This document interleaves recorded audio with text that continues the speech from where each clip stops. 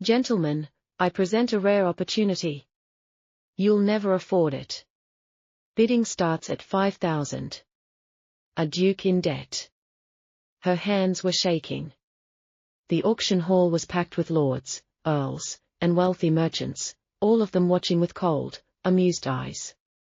As the auctioneer raised his hammer one final time, the Duke of Ravenscroft stood at the center of it all, jaw tight, eyes hard, his proud name being sold off like furniture at a bankrupt estate. His debts had been called in. His title, his lands, everything tied to his name was one hammer strike away from being stripped and handed to his greatest enemy, Lord Silas Mortain, who sat in the front row with a smug smile curling at his lips. Nobody moved, nobody bid. These were the same men the Duke had dined with, hunted with, laughed with, and not one of them lifted a hand. Then a girl stood up, not a lady, not a countess, not anyone who belonged in a room like this.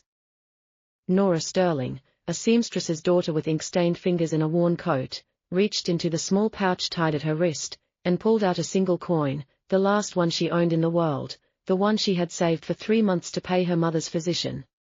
She placed her bid. The room went silent. Lord Silas Mortain turned slowly in his seat. The auctioneer blinked, and the Duke, for the first time in his life, looked at someone with something close to disbelief.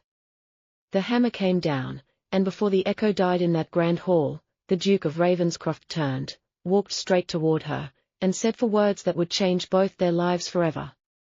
Now, here is my question for you. If you had one last coin, would you spend it to save a stranger? Tell me your answer in the comments. And if this story already has your heart, hit subscribe because what comes next will completely take your breath away. The hammer came down and Nora Sterling's whole world cracked open. She did not fully understand what she had done until the sound bounced off the high ceilings of Golden Ridge Auction Hall, and every head in the room turned toward her. 300 pairs of eyes, lords with powdered wigs, merchants with fat rings on fat fingers, ladies behind silk fans who had come not to bid but to watch someone powerful fall. Nora's legs were trembling. The small leather pouch in her hand was empty now, light as air. 3 months of pre-dawn sewing, pricked fingers, burned candles, skipped meals. 3 months of saving that one coin wrapped in muslin and kept beneath her pillow like a secret.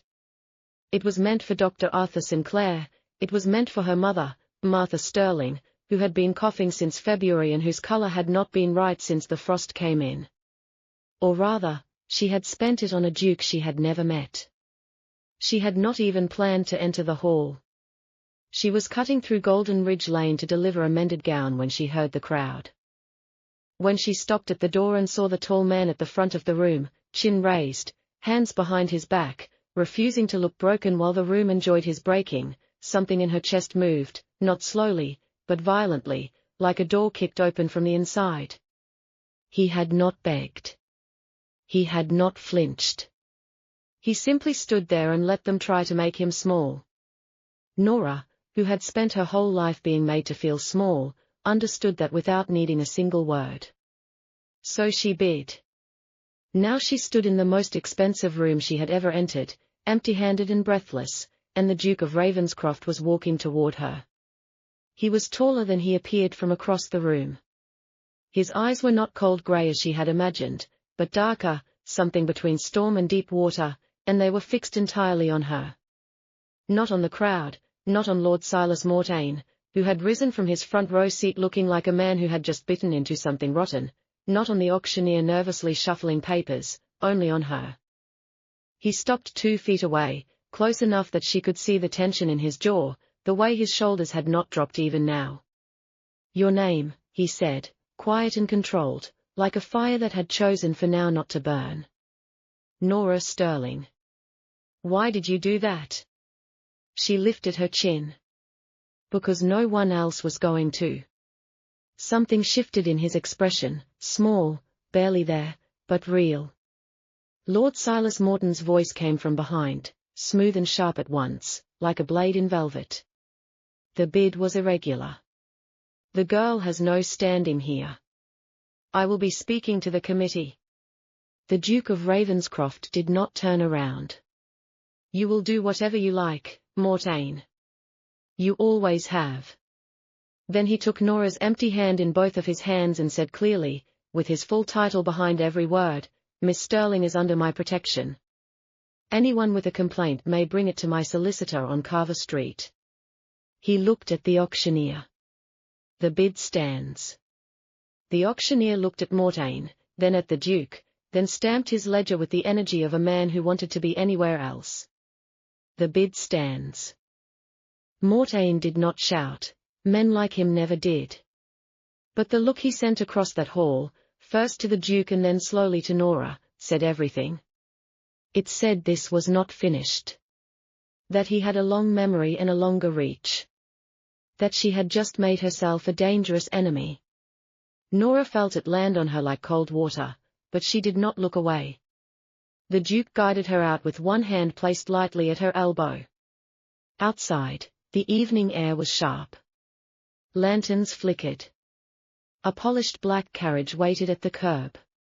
Two large, capable-looking men fell silently into step behind them. Nora stopped. I need to go home. My mother is unwell. You'll be home within half an hour, said the Duke. But Mortain has men watching this street. Get in the carriage. She looked across the road and found, now that she was looking, a figure pressed into a shadowed doorway. She got in. The Duke sat across from her. The carriage moved. Lantern lights slid past the windows in long amber stripes. Neither of them spoke for a moment. But you said 4 words to me, Nora said finally. In the hall before you turned. What were they? He looked at her steadily. You heard them. I want to hear them again. A pause. Something moved behind his eyes. Then quietly he said, You belong to me now. The wheels rattled over cobblestone. Nora's heart did something completely unreasonable. That is not how people work, she said carefully. No, he agreed. But it is how I work. I do not mean it the way Mortain would.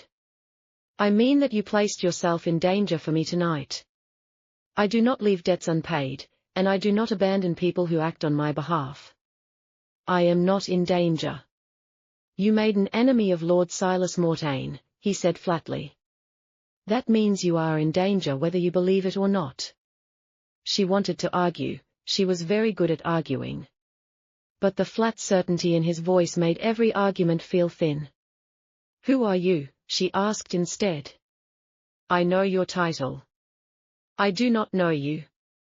Alaric, he said. Alaric Ravenscroft, 31 years old. 2 estates, 1 mortgaged to a man I despise, 3 horses, and 1 very inconvenient debt of honor to a seamstress's daughter from the East Quarter. A pause. And you? Despite the fear still cold in her stomach, despite the thought of her mother waiting and the weight of the coin she would never get back, Nora almost smiled. Nora Sterling, 23. 1 mother, 1 sewing room, no horses, and apparently 1 very inconvenient Duke. Something moved at the corner of his mouth, not quite a smile, but the shape of where a smile might go, if he ever let himself get that far. The carriage slowed. Outside was Willett Street, with the apothecary lamp and the crooked chimney of the building she and her mother had shared for 11 years. She reached for the door. Miss Sterling. She paused. Tomorrow morning, a letter will arrive. Read it before you decide anything. Decide what? He held her gaze. Whether to let me protect you or face what comes next alone. She stepped into the night without looking back, already knowing she was going to read that letter. The letter arrived at 7 in the morning, carried not by a postal boy, but by a serious young footman in a pressed coat, who handed it over with both hands and waited. Nora's mother, Martha Sterling, stood in the doorway of the back room wrapped in a shawl, watching with bright, curious eyes that missed nothing. She had been a seamstress for 30 years, she had learned to read situations the way she read fabric, by texture, weight, and the direction things pulled. Who sent that? Martha asked. Someone I met yesterday, said Nora, breaking the wax seal. Someone with a crest on their wax. Nora did not answer further. She read. The letter was not long. Alaric Ravenscroft did not waste words on paper any more than he wasted them in conversation. It said that a situation had arisen requiring discretion, that Lord Silas Mortain had already filed a formal challenge against the auction result with the Golden Ridge Commerce Committee, citing procedural irregularity.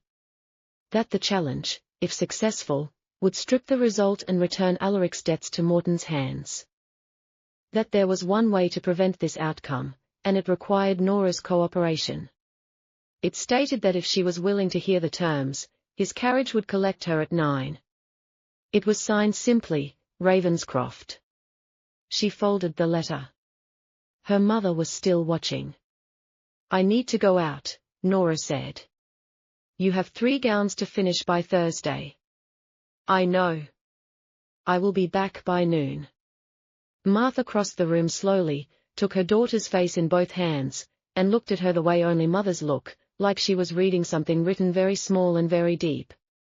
Whatever happened yesterday, she said quietly, I heard you come in. I heard you sit at the table for an hour without moving. That is not nothing. It is fine, Mama. Nora took a breath. Then again? I spent the coin. Martha went very still. She knew which coin. She had known about it for 3 months. She had never asked where it was going because she trusted her daughter completely, and that trust had sometimes been the most painful thing Nora carried. On what? Martha asked. Nora looked at her steadily. On someone who needed it more. Her mother was quiet for a long moment. Then she let go of her daughter's face, turned back toward the sewing room, and said very softly, Go, be careful. At 9 exactly, the black carriage appeared on Willett Street. The same 2 capable men sat up top. Nora climbed in and found that she was not alone. The Duke was there, but so were 2 others. A sharp-faced woman of perhaps 50 with steel-colored hair and the posture of someone who had spent decades refusing to be ignored sat to his left. Her name, the Duke said, was Lady Genevieve Halloway, his late mother's closest friend and currently the only person in London society whose opinion could shift a committee vote without argument. Across from her sat a young man with ink on his collar and a leather satchel on his knees. He introduced himself as Mr. Oliver Beckett, junior solicitor, and immediately opened the satchel and produced 3 documents. The situation, said the Duke without preamble, is this.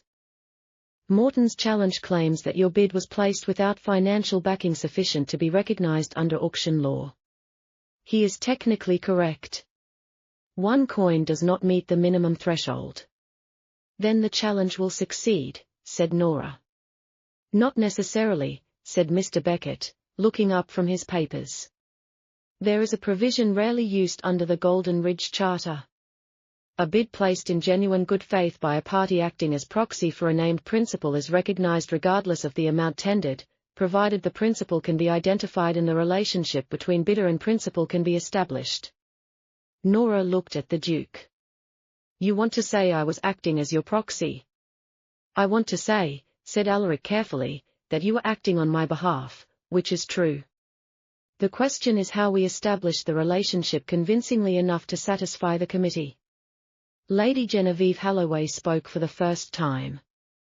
Her voice was dry and precise, carrying the weight of someone who had navigated decades of society politics without blinking. The committee is chaired by Sir Holland Bray. He is a traditionalist. He will not accept a professional arrangement between a duke and a tradesperson as sufficient grounds. He will, however, accept a personal connection. A beat of silence. How personal? Nora asked. An engagement, said Lady Genevieve Halloway, would be ideal. The carriage hit a bump in the road. Nobody moved. Outside, London rattled past, entirely indifferent. Nora looked at the Duke. He was watching her with that same still, unreadable expression, giving nothing away, waiting. You cannot be serious, she said. The engagement would be formal, but quiet, said Mr. Oliver Beckett quickly. It would be announced to the committee as a private arrangement already in place prior to the auction. It need not be publicized widely. It simply needs to exist on paper long enough to satisfy Sir Holland Bray and collapse Morton's challenge. And afterward? Nora asked. Silence again, this time longer. Afterward, said the Duke, the terms would be renegotiated based on what you want. Nora turned to look out the window. A flower seller on the corner was arranging yellow blooms in tin buckets. A child ran past chasing a dog. The world outside was completely ordinary, and her life inside this carriage was completely not. She thought about her mother's cough, about the coin that was gone, about the look on Lord Silas Morton's face, and the figure in the shadow doorway, and the very flat certainty in Alaric Ravenscroft's voice when he told her she was in danger. As she thought about what it would mean to say no, to go home, finish the 3 gowns, wait and see, to be sensible, she had never been particularly good at sensible things. There are conditions, she said, turning back. The Duke's expression did not change, but something in it settled like a held breath finally released. Name them. My mother sees Dr. Arthur Sinclair this week. All costs covered. Done. I keep my work. I am not leaving the sewing room. I would not ask you to. And if at any point this arrangement puts my mother at risk, it ends immediately. No arguments, no delays. Alaric held her gaze for a moment that stretched longer than it should have. Then he said simply, agreed. Lady Genevieve Halloway made a small sound that might, in a different woman, have been approval. Mr. Oliver Beckett was already writing. Nora looked at the Duke, or this man she had known for less than a day, this stranger whose debt she now carried and whose name she was apparently about to borrow, and felt the full impossible weight of what she had set in motion with 1 coin and 1 moment of instinct in a crowded hall. Alaric Ravenscroft, she said quietly. He looked at her. If you break any of those conditions, she said, I will find a way to make your life considerably more difficult than Lord Mortain ever managed. The corner of his mouth moved again. This time it went further, not all the way to a smile, but close, closer than before. Miss Sterling, he said, I do not doubt that for a single moment. Outside, London kept moving. Inside the carriage, something shifted between them, quiet and warm and not entirely safe. It was the beginning of something neither of them had planned, and neither of them, if they were honest, entirely wanted to stop. The Golden Ridge Commerce Committee met on Wednesday mornings in a narrow building on Pratt Street that smelled of old paper and older opinions. The room was panelled in dark wood, lit by tall windows that let in grey morning light, and furnished with a long table behind which sat 7 men who collectively believed they were the most important 7 men in London.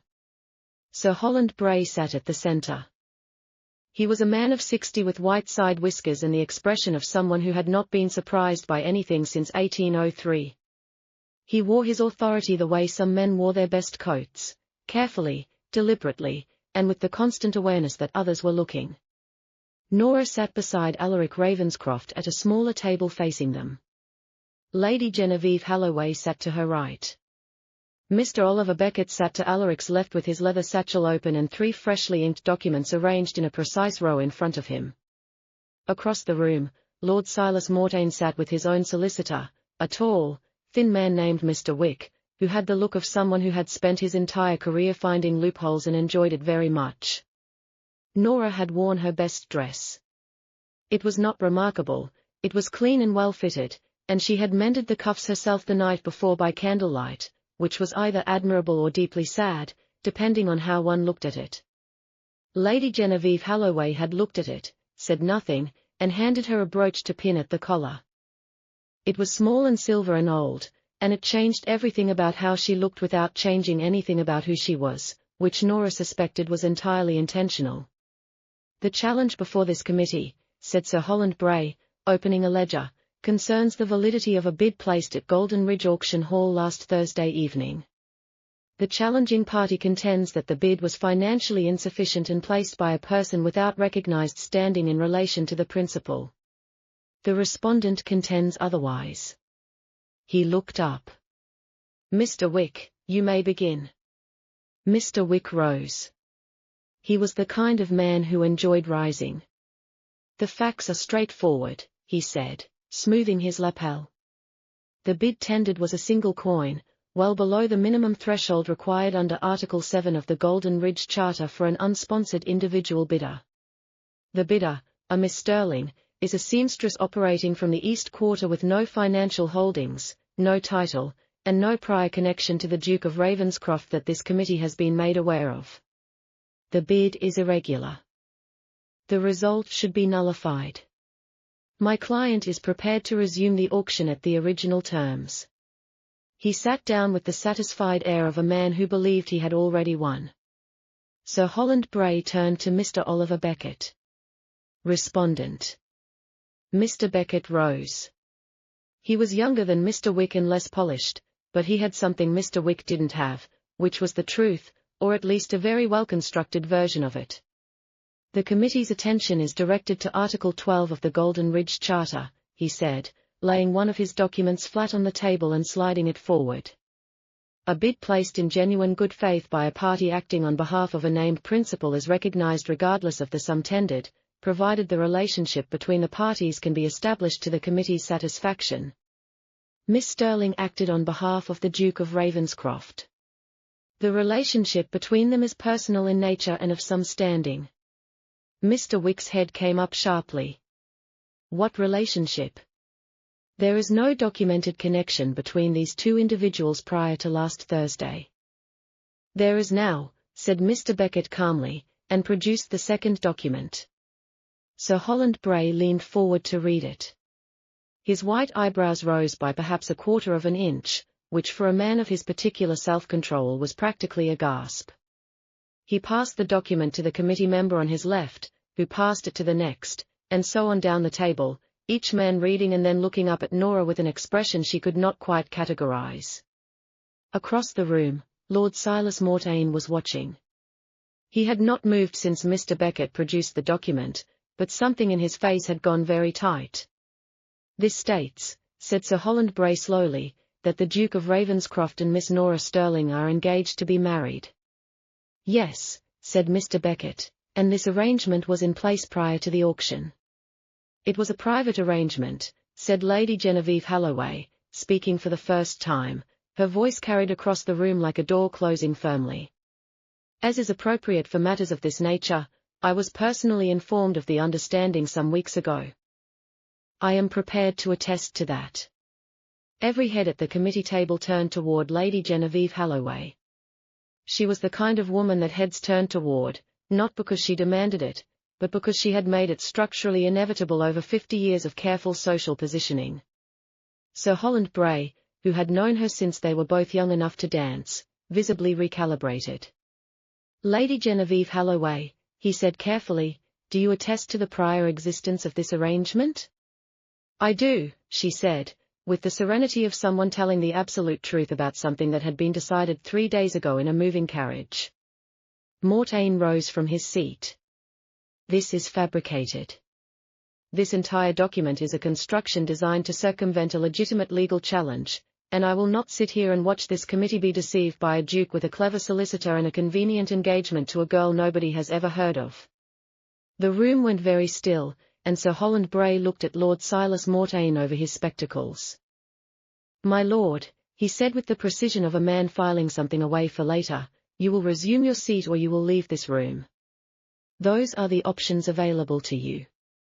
Mortain Saturday. But his eyes found Nora across the room and stayed there, and the message in them was colder and harder than anything he had said out loud. Nora did not look away. She had decided somewhere between Willett Street and this chair that looking away was something she was going to stop doing entirely. Sir Holland Bray conferred quietly with the men on either side of him. Then he straightened. The committee finds that the conditions of Article 12 have been sufficiently demonstrated. The bid placed by Miss Sterling on behalf of the Duke of Ravenscroft is recognized as valid. Lord Silas Morton's challenge is dismissed. Mr. Wick gathered his papers with the clipped movements of a man trying to look unbothered. Lord Silas Mortain said nothing. He stood, buttoned his coat, and walked out of the room without looking at anyone, which was somehow more frightening than if he had looked at all of them. Outside, on the steps of the Pratt Street building, London went about its business in every direction. Carriage wheels on stone, a vendor calling out prices, pigeons on the ledge above the door. Mr. Oliver Beckett was already repacking his satchel. Lady Genevieve Halloway was pulling on her gloves with the brisk efficiency of a woman with 3 more appointments before lunch. Alaric stood beside Nora and for a moment neither of them spoke. "It worked," she said. "Yes." Mortain looked at me like he was memorizing my face. He was. A pause. "I want to move your mother." Nora turned. "What?" "Not permanently. Temporarily. Mortain knows your address now. He will not act immediately, he is too careful for that. But within the week, he will begin looking for leverage. Your mother is the most obvious leverage available to him." Nora felt something cold move through her chest.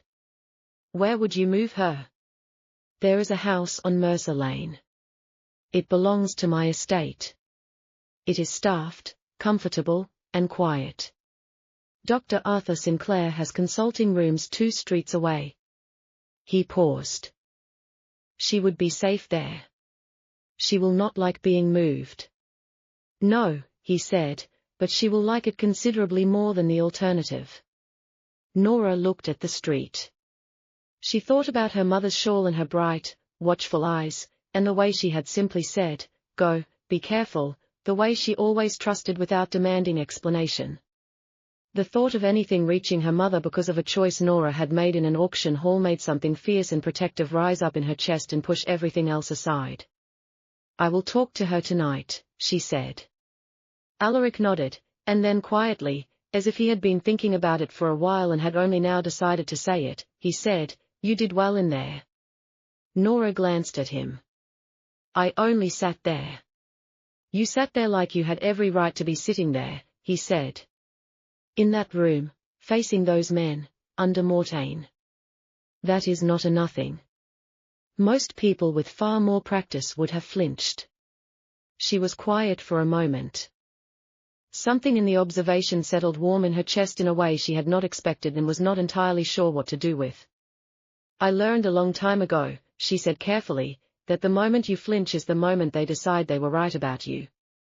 He looked at her then, really looked, with that deep-water attention that she was beginning to recognize as the way he looked at things he was trying to fully understand. "Who taught you that?" "Life," she said simply. "Mostly life." Lady Genevieve Halloway appeared at her elbow.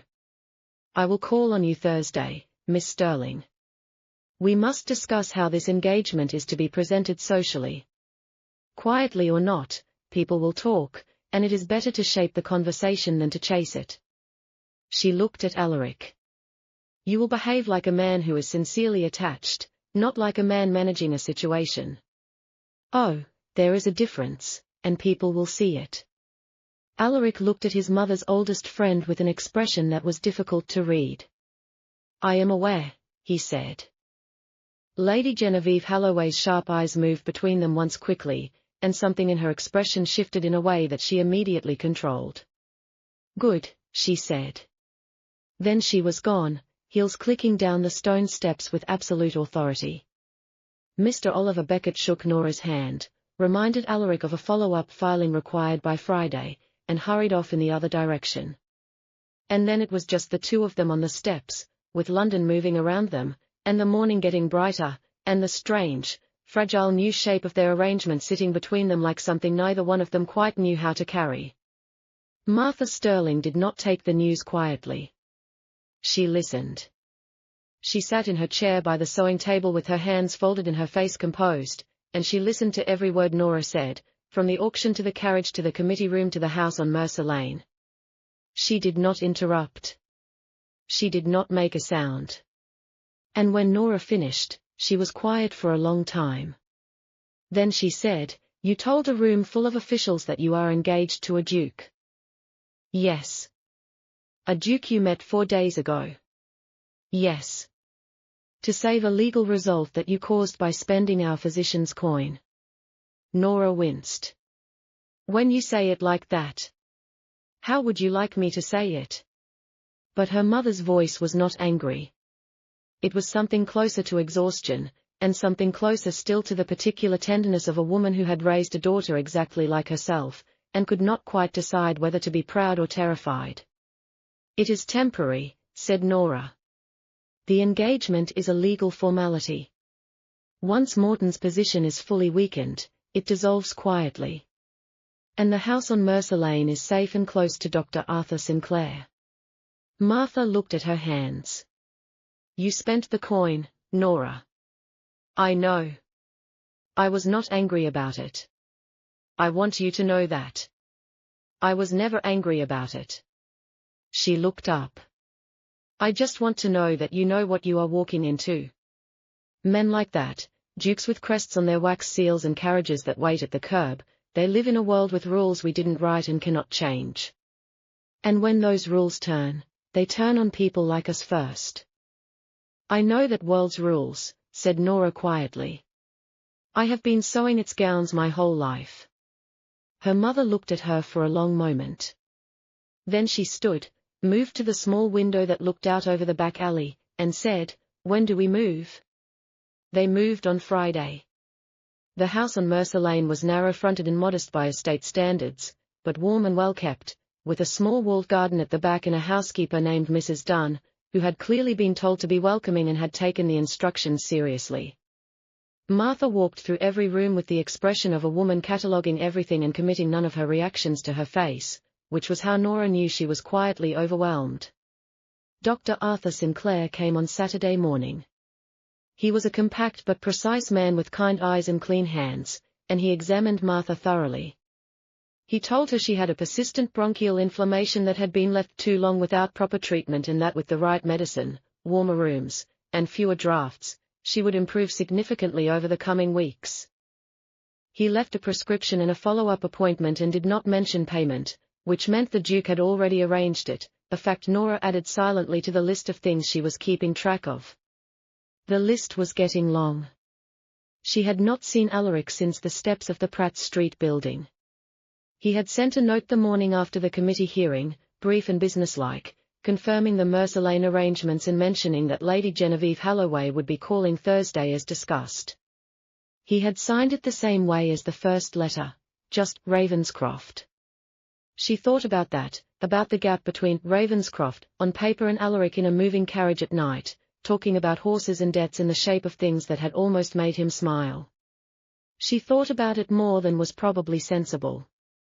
Lady Genevieve Halloway arrived on Thursday exactly when she said she would, which Nora was beginning to understand was simply how the woman operated. She came with a younger woman in tow, introduced as Beatrix Halloway, a distant relation who moved in society circles and had a sharp eye for detail and a sharper memory for names. Beatrix was perhaps 25, with quick, dark eyes and the kind of warmth that arrived in a room before she did. "I have heard everything," Beatrix said, settling into the chair across from Nora with evident delight. "Lady Genevieve told me only the facts, but I have filled in the rest myself, and I think it is a tremendous story." "It is not a story," said Nora. "It is a legal arrangement." "Of course," said Beatrix in the tone of someone who believed nothing of the sort.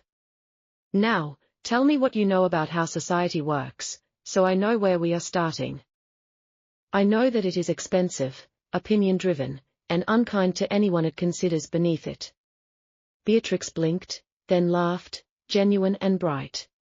"All right, we are starting from honesty. That is actually better." Lady Genevieve Halloway had brought a plan. She always brought a plan. The engagement needed to be known enough to be real and quiet enough not to invite scrutiny. The right people needed to hear the right things from the right sources, which meant Lady Genevieve at 3 dinners over the next fortnight, Beatrix at 2 afternoon gatherings, and Nora herself at one carefully selected event, where she would appear with Alaric and be seen and behave exactly like a woman who was sincerely, privately, and quietly attached to the man beside her. "What event?" asked Nora. "The Oldbury musical," said Lady Genevieve, 2 weeks from Saturday. "It is attended by exactly the people whose opinion matters, and it is informal enough that your presence will not require explanation. You will simply be there with him." "Does he know about this?" "It was his suggestion," said Lady Genevieve. Nora absorbed that. She was still absorbing it the following Tuesday when a second carriage arrived on Mercer Lane unannounced and Alaric stepped out. He looked different on a quiet residential street than he had in an auction hall, a committee room, or a fast-moving carriage. Not smaller, exactly, just more present somehow, less surrounded by the architecture of his own position. He wore a coat the color of charcoal and no hat, which seemed like a small rebellion against something, and he was carrying a flat paper package under one arm. Nora met him at the door because Mrs. Dunn had gone to market and her mother was resting. "You did not send a note," she said. "I was nearby," he said. "I should have sent a note." "Yes." A pause.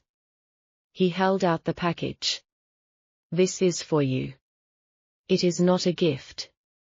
It is a practical item required for the Oldbury event." She took it. Inside was a pair of gloves, cream-colored, soft, and very clearly expensive. She looked at them for a moment and then looked at him. "I told you I am keeping my work." "You are keeping your work. The gloves are for one evening. You could have sent these." "Yes." He did not elaborate on why he had not. She stepped back from the door. "Come in. I will make tea. It is the only thing I can offer you that this house actually has enough of." He came in. He sat at the small table in the front room while she made tea in the kitchen and did not seem uncomfortable with the plainness of his surroundings the way she had half expected him to be. When she came back, he was looking at the framed sampler on the wall, small and slightly faded, with her name stitched into the bottom corner in a child's uneven hand. "You made that," he said. "I was 7. I was learning to sew. It is crooked." "I was 7, she said again, setting the tea down. He almost smiled, closer again than before. They sat across from each other with the tea between them and the quiet of the house around them, and it felt different from every other time they had been in the same space. It was less urgent, less structured, like the situation had momentarily put down its weight and left just two people at a table. "How is your mother?" he asked. "Better," said Nora. "Dr. Arthur Sinclair says she will improve with time. She's already stopped coughing through the night." A pause. "Thank you for that." He looked at his cup. "You do not need to thank me. It was part of the terms. It was a condition I named. You did not have to agree to it." He was quiet for a moment. "She is your mother," he said, as if that explained everything. And somehow, it did. Nora looked at him across the table and thought, not for the first time, that Alaric Ravenscroft was a much more complicated man than the room at Golden Ridge had made him appear. The hall had shown her the surface, the raised chin, the controlled voice, and the title worn like armor. The table showed her something underneath it, something quieter and more careful, and she suspected, far less often seen. "Can I ask you something?" she said. "You are going to regardless. The night of the auction, all those men in that room, lords, men who had dined with you and hunted with you, not one of them bid. Not one of them moved." She held his gaze. "Why?" He was still for a long moment, the kind of still that was not emptiness, but the opposite of it. "Because Mortain had spoken to them," he said finally. "Privately. Before the auction, he made it very clear that anyone who acted against his interests in that room would find their own interests significantly affected within the month." A pause. "He has been building that kind of influence for years, quietly, carefully. That is what makes him dangerous. Not his money, but his patience. And they chose their interests over yours. They chose survival, said Alaric. I understand it. I do not forgive it, but I understand it. Nora thought about that, about the specific loneliness of standing in a room full of people who had decided not to see you. That must have been, she said carefully, a very long evening. He looked at her. Something in his expression opened slightly, just at the edges, like a window with the latch finally lifted. It was, he said quietly, until it wasn't. The room was very still. Outside, a cart went past on the cobblestones. Her mother turned in her sleep in the room above, and the old floorboards creaked softly. Nora looked at the man across the table, the man she had claimed without knowing him and was now knowing without having claimed him. Not really. Not yet. And she felt the full, strange pull of it, the way something could begin in a single moment of instinct and then grow quietly and without permission into something that had its own shape and its own weight and its own direction. She picked up her tea. The Oldbury musical, she said. I do not know how to behave at a musical. You listen to the music, he said. I know that part. The rest, he said, I will help you with. If you will let me. She looked at him over the rim of her cup. Alaric Ravenscroft, she said. He looked back. I am going to need considerably more than one pair of gloves. This time, the smile made it all the way. The Oldbury musical was held in a townhouse on Grosvenor, a place that had more chandeliers than rooms and more opinions per square foot than anywhere else in London. Nora stood at the top of the entrance steps and breathed. She had the gloves. She had a gown that Beatrix Halloway had appeared with 2 days prior, arriving unannounced with a seamstress and 3 hours of determined alterations, along with the firm opinion that Nora's own hands had made better work of the finishing than the seamstress had. She had Lady Genevieve Halloway's 3 rules memorized: speak when spoken to, volunteer nothing, and under no circumstances let anyone see that you are surprised by anything. She had all of that. What she had not prepared for was Alaric. He was waiting at the base of the steps when the carriage arrived, which was not what she expected. She had expected to meet him inside, to find him already surrounded by people and conversation and the performance of his own position. Instead, he was standing alone on the pavement in the lamplight, watching the carriage door. And when she stepped out, he looked at her for a moment without saying anything, and then offered his arm. You look, he said as they moved toward the entrance, like you belong here. I look, she said quietly, like someone who spent 3 hours being pinned into a gown. Same result, he said. Inside, the house was warm and loud with the particular noise of 100 well-dressed people pretending to be interested in each other. Crystal caught the light. Silk rustled. A quartet played something delicate in the far room that nobody was fully listening to. People noticed them immediately, but Nora felt it before she saw it, the slight shift in the room's attention, conversations pausing at the edges, heads turning with the practiced subtlety of people who had been trained never to stare and yet stared constantly. Alaric moved through it like a man who had been navigating this particular current his entire life. He steered her with the lightest possible pressure at her elbow, stopping at the right moments, introducing her with the calm certainty of a man introducing someone who required no defense, only presentation. Miss Sterling. His voice each time carried exactly the right weight, not announcing, not performing, simply stating as though her name in this room was the most natural thing in the world. She shook hands. She smiled. She answered questions with the careful brevity Lady Genevieve had recommended. She watched Alaric from the corner of her eye and mirrored the steadiness of him, the way he never reached for approval, never adjusted himself to suit whoever was speaking to him. And slowly, over the course of an hour, the room stopped feeling like a test she might fail and started feeling like a room she was simply standing in. Then Lord Silas Mortain arrived. She saw him before Alaric did. He came through the main entrance with 2 men at his shoulders, dressed impeccably, smiling at everyone he passed with the warmth of a man who had never in his life done anything worth questioning. He worked the room for 20 minutes before he began moving in their direction, and every one of those 20 minutes, Nora tracked him without turning her head. When he finally reached them, he was all graciousness. "Ravenscroft," he said, as though they were old friends reunited by happy chance. "What a pleasant surprise." His eyes moved to Nora. "And Miss Sterling, I have heard so much about you these past weeks." "Lord Mortain," said Alaric, his voice perfectly even.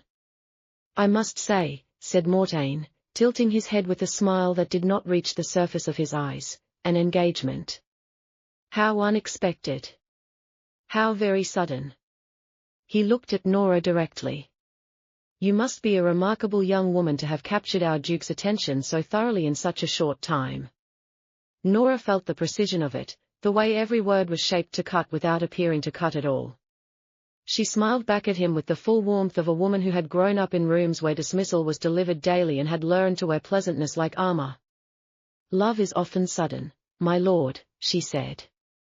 "I find that those who have experienced it understand that perfectly well." Something flickered behind Morton's eyes, a brief recalculation. Alaric's hand, which had been resting lightly at her back, pressed slightly warmer. "Indeed," said Mortain smoothly. "Well, I wish you both every happiness." He moved away into the crowd, and the smile he left behind him felt like a door being closed and locked from the outside. Beatrix Halloway appeared at Nora's elbow from nowhere. "That was magnificent," she whispered. "I have been trying to find the right words for Mortain for 3 years, and you did it in one sentence." "Is he going to cause trouble tonight?" Nora asked quietly. "He already is," said Beatrix. "He has been speaking to Sir Harman Glyde for the past 10 minutes. Glyde writes the society column for the Kensington Courier. Whatever Mortain tells him tonight will be in print by Thursday." Alaric had heard. He said nothing for a moment, then turned to Nora. "Walk with me." They moved away from the main room through a connecting corridor and into a smaller sitting room where the music from the quartet was muffled and the crowd had not yet reached. 2 candles burned on the mantel. Outside the window, the garden was dark and still. Nora turned to face him. "He is going to print something damaging. Probably about me specifically," she added. "About both of us, but yes, you more so," Alaric replied. "He knows that attacking my title directly has limits. Attacking your credibility does not." He looked at her steadily. "I need you to know that whatever is printed, I will not step back from this arrangement. I want that to be clear before it happens." She looked at him, and the candlelight was doing something to the angles of his face, softening the controlled edges, making him look less like a duke managing a situation and more like a man standing at the edge of something he had not entirely planned for. "Why?" she asked. "The committee ruled in your favor. Morton's legal challenge is gone. You are protected. You could dissolve the engagement quietly and this all goes away." "It does not all go away," he said. "You are still a target. The moment this engagement ends, you lose whatever protection the association provides. Mortain will know that. He will move within the week." "So this is still about the debt?" He was quiet for a long moment. The candle nearest her flickered in a draught from the window. "No," he said. "It stopped being about the debt some time ago." The room was very still. Nora felt her breath catch somewhere in the middle of her chest and stay there. She looked at Alaric Ravenscroft, this impossible, inconvenient man, and felt the full weight of every moment that had led here: the coin, the hammer, the carriage, the tea, the crooked sampler on the wall, and the almost smile that had finally arrived at the table in Mercer Lane. "Alaric," she said. "Do not tell me it is complicated," he said quietly. "I am aware that it is complicated. I am asking you not to use that as the reason." "What reason should I use?" "None," he said. "I would prefer none." She looked at him for a long moment. Then she said very quietly, "The Oldbury musical is a terrible place for this conversation." "I know," he said. I have been having it in my head since the tea on Mercer Lane, and I have run out of better locations. Despite everything, despite Mortain somewhere in the next room, the society column, and the complicated, fragile shape of all of it, Nora smiled fully without managing it or measuring it. She just let it happen. Alaric looked at that smile like a man seeing weather change. Come, she said, moving toward the door. We should go back before Beatrix panics and does something helpful. He caught her hand before she reached the door, just her fingers loosely, the way he had taken her empty hand in the auction hall, except this time there was nothing empty about it.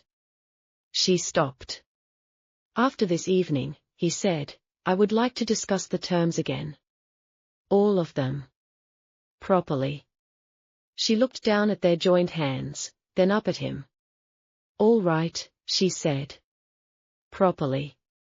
They walked back into the warm noise of the party, and nobody who saw them together for the rest of that evening had any difficulty at all believing that the engagement was entirely, completely, sincerely real. The article appeared in the Kensington Courier on Thursday morning, exactly as Beatrix had warned. It was careful. Mortain was too clever to be obvious. It did not name Nora directly as a fraud or an opportunist. It simply raised questions in the elegant, insinuating way that society columns had perfected over centuries, questions about the suddenness of certain attachments, about the curious timing of a bid placed by an unknown young woman of no particular standing, about what exactly a seamstress's daughter might bring to a ducal household beyond novelty. Nora read it at the kitchen table on Mercer Lane, with her tea going cold beside her. Her mother read it over her shoulder and said nothing for a moment. Then Martha said, burn it. It will not unprint itself. No, said Nora. But you do not have to keep looking at it, Martha added. Nora folded the paper and set it aside, thinking about the conversation in the small sitting room at the Oldbury Music Hall, about Alaric's voice saying it had stopped being about the debt some time ago, about her own hand in his and the word properly, and the way the entire complicated structure of the past weeks had shifted slightly on its foundations, not collapsing, but rearranging itself into a different shape. The note arrived an hour later in Alaric's handwriting, direct as always. It read, I have seen the column. Come to Ravenscroft House at 2. Bring Lady Genevieve if she is available. There is something I should have done 3 days ago, and I intend to do it today. Lady Genevieve Halloway was available. She was always available when something important was happening, which Nora suspected was not coincidence. Ravenscroft House was larger than Nora had imagined and considerably less intimidating than she had prepared for. It was a serious house, well-proportioned, and quietly grand, the kind of building that did not need to announce itself. A butler named Graves met them at the door with the practiced warmth of a man who had spent decades making people feel that arriving here was the most natural thing they had ever done. Alaric was in the study with 3 people Nora had not met. He made introductions quickly. First, Mr. Barnaby Finch, his primary solicitor, a broad-shouldered man with reading spectacles pushed up on his forehead.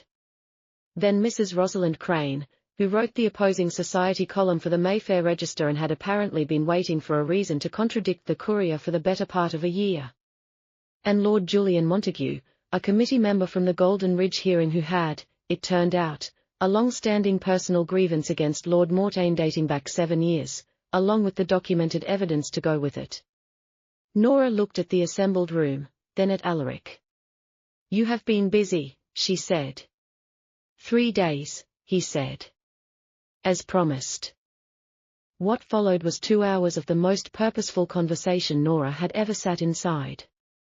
Mr. Barnaby Finch laid out a formal complaint against Mortain, citing financial intimidation during the auction period, supported by signed statements from 2 of the lords who had stayed silent that Thursday night and had, once Morton's grip on their livelihoods was sufficiently loosened, found their voices again.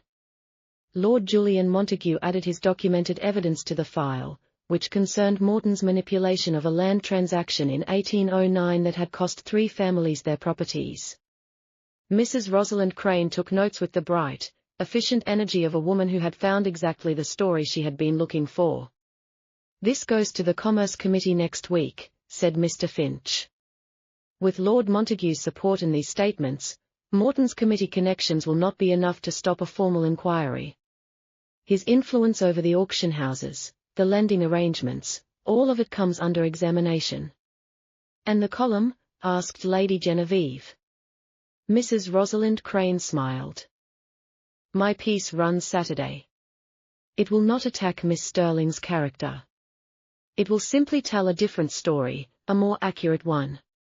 A young woman of extraordinary courage and integrity who acted at considerable personal cost to prevent the legal destruction of a peer of the realm, and who has, by all accounts, conducted herself with more grace under pressure than most of the titled individuals in this city. She looked at Nora. If you are willing to speak with me briefly before I finish the piece, it will be considerably stronger. Nora thought of her mother reading the Courier column over her shoulder and saying, burn it.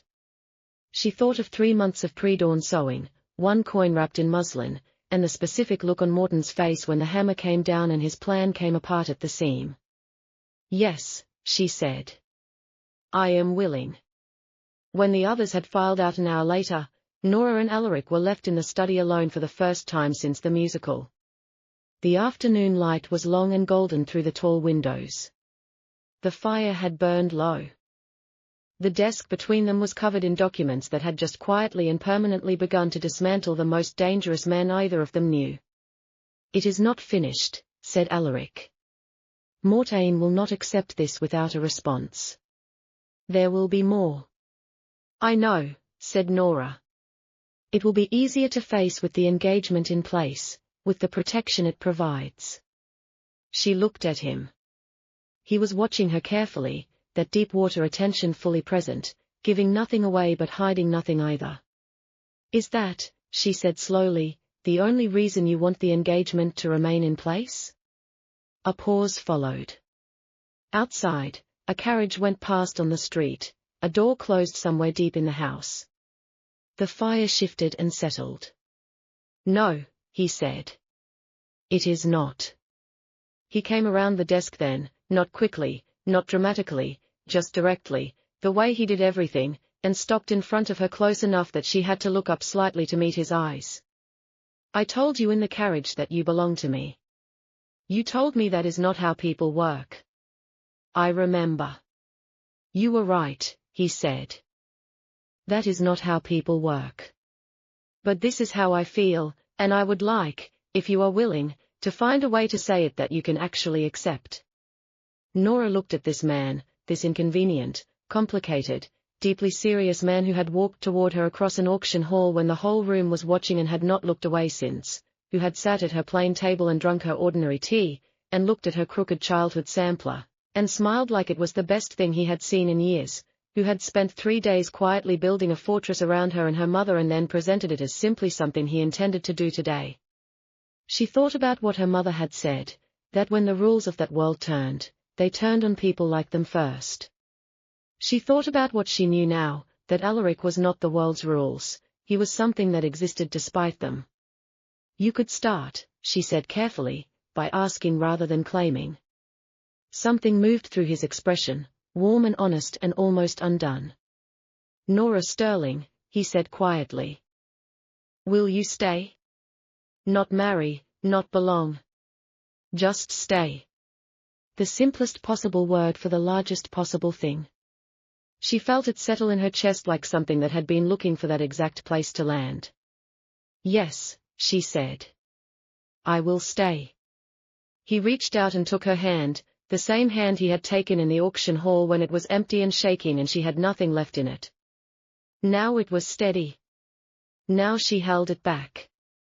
Outside, London moved on in every direction, loud and indifferent, and entirely unaware that in a quiet study on Ravenscroft Street, a seamstress's daughter and a duke had just found their way to something that had started with 1 coin, 1 moment, 1 impossible instinct in a crowded hall. And it was real. All of it. More real than either of them had planned for, and more beautiful than either of them had dared to expect.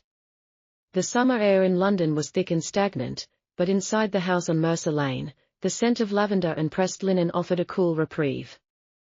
Nora Sterling sat by the window of her new workshop, her room Alaric had insisted on furnishing with the finest mahogany tables and north-facing mirrors. Her fingers, though no longer stained with the cheap ink of the East Quarter, moved with the same rhythmic precision that had once sustained her mother and herself through the leanest winters. She was working on a gown of midnight blue silk, intended for Beatrix Halloway's birthday gala. It was a complex piece, involving structural boning that Nora had designed herself, a blend of traditional tailoring and a newfound architectural boldness. Martha Sterling sat in the corner, her color finally back to a healthy bloom thanks to Dr. Arthur Sinclair's diligent care. She was hemming a simple cotton shift, her eyes occasionally drifting to the street outside. "He's early today," Martha noted, a small, knowing smile tugging at her lips. A polished black carriage, devoid of the Duke's official crest but unmistakable in its understated elegance, pulled up to the curb. Alaric Ravenscroft stepped out, looking less like a man burdened by debt and more like a man who had finally found his footing. He didn't wait for a footman, he moved with a directness that Nora had come to realize was his truest nature. "He is always early when he thinks I've been working too long," Nora murmured, setting down her needle. Alaric entered the room, the space suddenly feeling smaller under the weight of his presence. He didn't go to the desk or the chairs, he walked straight to Nora, his eyes scanning her face with that deep-water intensity.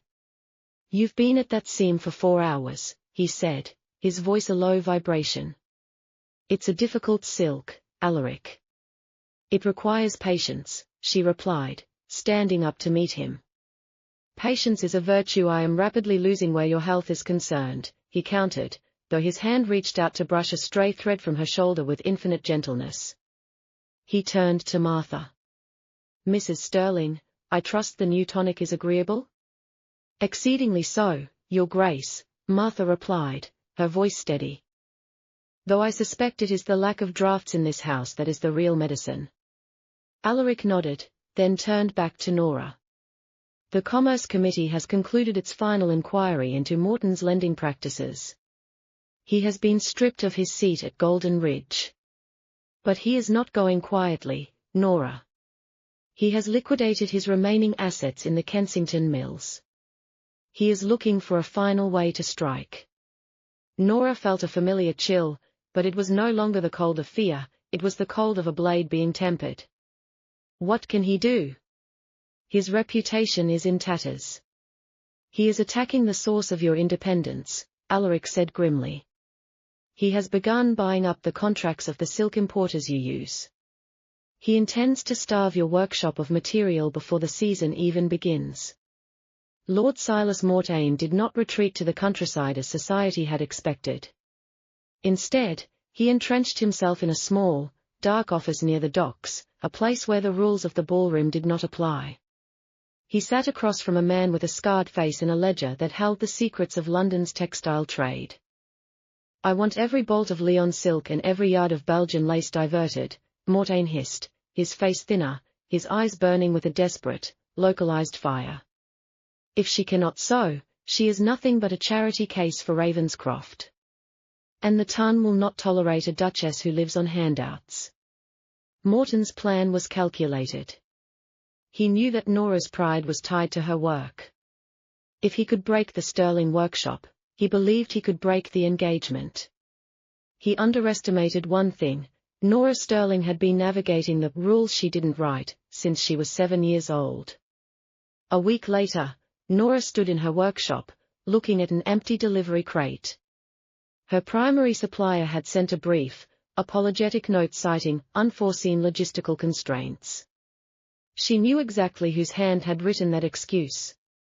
"He thinks I need Lyon silk to be Nora Sterling," she said to the empty room. That evening, Alaric arrived to find the workshop transformed. The silk gowns were pushed to the side. On the main table lay rolls of sturdy, high-quality wool and local linens, materials usually reserved for the merchant class. "What is this?" Alaric asked, picking up a swatch of charcoal grey wool. "Mortain has blocked the imports," Nora explained, her eyes bright with defiance. "So I am changing the direction of the Sterling brand. If the ladies of the Ton want to look like French dolls, they can go to Madame Lauron." But if they want the Ravenscroft look, the look of a woman who can stand on her own feet, they will come here. We are going to make the practical beautiful. Alaric looked at her, and for the first time, he let out a laugh that was full and unburdened. You are going to turn a trade embargo into a fashion revolution. I'm going to make him spend his last penny buying silk that no one wants to wear, she corrected. The announcement of the Ravenscroft Autumn Gala sent a shockwave through London. It was to be the first formal event held at the estate since the auction, and the invitations explicitly mentioned that the evening would showcase the new British aesthetic. Lord Mortain arrived uninvited. As a peer of the realm, he could not be easily turned away at the door without a public scene, and he banked on Alaric's sense of decorum to grant him entry. He walked into the ballroom, expecting to see a room full of women in inferior fabrics, ready to be mocked. Instead, he found a room transformed. Lady Genevieve Halloway stood at the center of a circle of countesses, wearing a gown of structured, deep emerald wool with silver embroidery. It was regal, modern, and utterly different from anything seen in the Kensington Courier's columns. Beatrix Halloway moved through the crowd in a tailored linen silk blend that shimmered like moonlight on granite. The new British aesthetic was a triumph. By using local materials, Nora had bypassed Morton's blockade and created a trend that prioritized substance over fluff. Nora herself stood beside Alaric at the top of the grand staircase. She wore a gown of pure white wool, so finely woven it felt like water, with a high collar and a silver brooch, the one Lady Genevieve had given her. She looked like a queen from a legend, someone who didn't just belong in the room but commanded the ground beneath it. Mortain pushed through the crowd, his face a mask of fury. He reached the base of the stairs and looked up at them. A seamstress in sheep's clothing, he sneered, his voice loud enough to cause a hush in the immediate vicinity. You think you can change the rules of society with a few yards of local fabric? You are a fraud, and Ravenscroft is a fool for tethering his name to a girl who smells of the East Quarter. Alaric stepped forward, his hand tightening on the railing, but Nora placed a calm hand on his arm. She stepped down one stair, looking Mortain directly in the eye. You speak of smells, my lord, Nora said, her voice clear and resonant. But all I smell in this room is the scent of a man who has spent his fortune buying silk he cannot sell, while the women of London have decided they no longer wish to wear your chains. You didn't just lose the auction, Silas. You lost the future. The room remained silent for a heartbeat before Lady Genevieve spoke from the floor. I believe the music has started again. And I believe, Lord Mortain, that your carriage is waiting. It is, after all, a very long walk back to the docks. Mortain looked around the room. He saw the lords who had once been under his thumb now looking at him with pity, or worse, indifference. He turned and walked out, his footsteps echoing on the marble, a man finally and truly alone. 2 weeks later, the house on Mercer Lane was quiet. The rush of the gala had passed, and the orders for that sterling look were backed up for 6 months. Nora was in the garden, sitting on a stone bench under a willow tree. Alaric found her there, a heavy leather-bound book in his hand. He sat beside her, the evening sun casting long, golden shadows across the grass. Mr. Barnaby Finch has finished the paperwork, Alaric said, handing her the book. Nora opened it. It was the deed to a large building on Carver Street, not a mortgage, but a full title. What is this? The Sterling Atelier, Alaric said quietly. It is yours. Not as a gift from a duke, but as a reinvestment of the Ravenscroft estate's profits. You saved my name, Nora. You saved my lands. It is only right that the estate supports the woman who is its heart.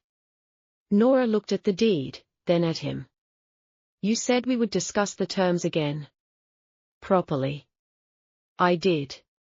Alaric took her hand, the hand that had held the coin, the hand that had held the needle, and now the hand that held his future. He didn't look like a duke in that moment. He looked like the man from the carriage, the man who understood the specific loneliness of a crowded hall. I don't want a proxy, Nora. I don't want a legal arrangement to protect you. I want to be the man who stands beside you because I cannot imagine standing anywhere else. He paused, his voice dropping to a whisper. Will you marry me? Not for the committee, not for the debt. For us. Nora felt the weight of the last few months, the struggle, the sewing, the defiance, and she felt it all lift, replaced by a certainty that was as strong as the finest silk and as durable as the grey wool of the north. Yes, she said, leaning in until her forehead rested against his. But I have one condition. Alaric chuckled, a warm sound against her skin. Only one? I am surprised. I'm making my own wedding gown, she said. And it's going to be made of the finest wool London has ever seen. Agreed, he whispered. Outside, the world of London kept moving, the carriages rattled, the vendors called, and the rules of society continued to turn. But in a small garden on Mercer Lane, two people